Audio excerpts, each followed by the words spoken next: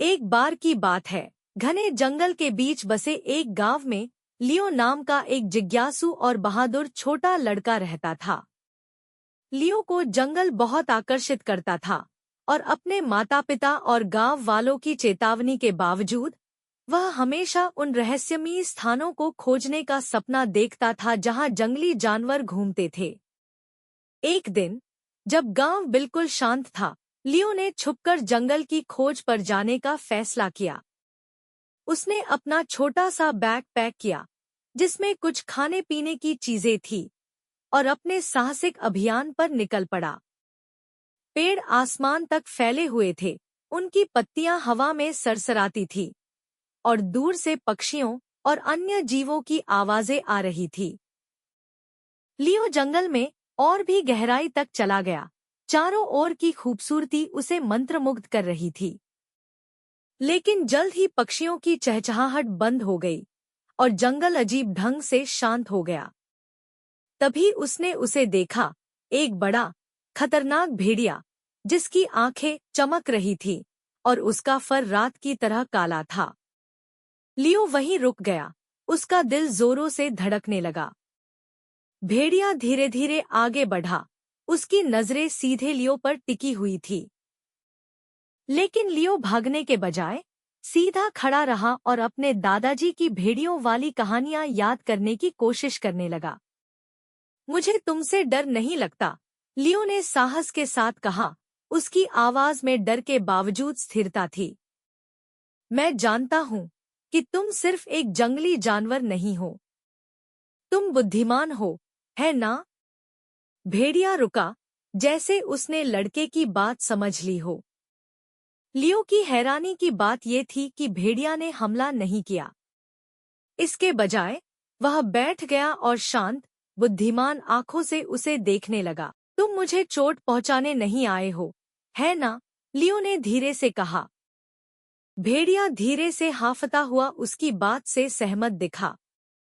लियो का डर अचानक से गायब हो गया और उसकी जगह एक अजीब सी विश्वास की भावना ने ले ली। अपनी हिम्मत जुटाकर उसने अपने बैग से एक रोटी का टुकड़ा निकाला और भेड़िए की ओर बढ़ाया। भेड़िए ने रोटी को सूंघा, फिर धीरे से उसे लियो के हाथ से ले लिया, जैसे कि वह उसकी दोस्ती स्वीकार कर रहा हो। तभी लियो के नीचे की जमीन कांपने लगी। जंगल में एक गड़गड़ाहट गूंजने लगी और दूर से एक विशाल तूफान तेजी से आता हुआ दिखाई दिया। लियो को एहसास हुआ कि वह बहुत गहराई तक आ गया है, इतना कि अब वह तूफान के आने से पहले घर का रास्ता नहीं ढूंढ सकता। भेड़िया खड़ा हो गया और अपनी नाक से लियो को इशारा करते हुए आगे बढ़ने के लिए कहने लगा। लियो को समझ नहीं आ रहा था कि क्या करे, लेकिन उसने भेड़िए पर भरोसा किया और उसके पीछे पीछे चल पड़ा। भेड़िया उसे छिपी हुई पगडंडियों, नदियों और घनी झाड़ियों के बीच से रास्ता दिखाता हुआ ले गया, जो देखने में असंभव सी लग रही थी। जैसे जैसे तूफान और पास आता गया, बिजली चमकने लगी और बादल गरजने लगे, लेकिन भेड़िया शांत बना रहा, लियो को तेजी से और सही रास्ते पर ले जाता रहा।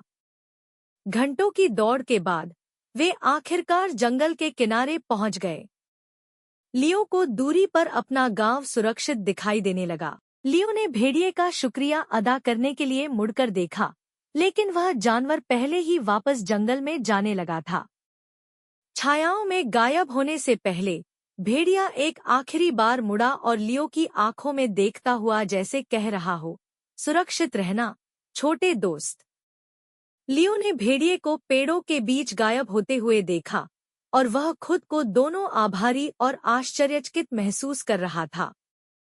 उसने अकेले जंगल में कदम रखा था, लेकिन वापस लौटने पर उसे एक नई समझ मिली कि सबसे जंगली जगहों में भी अप्रत्याशित दोस्त मिल सकते हैं। उस दिन के बाद से लियो को जंगल से कभी डर नहीं लगा और गांव वाले अक्सर देखते कि एक काला भेड़िया जंगल के किनारे खड़ा है, उस बहादुर छोटे लड़के की देखभाल करता हुआ जिसने कभी उसे एक टुकड़ा रोटी दिया था। समाप्त।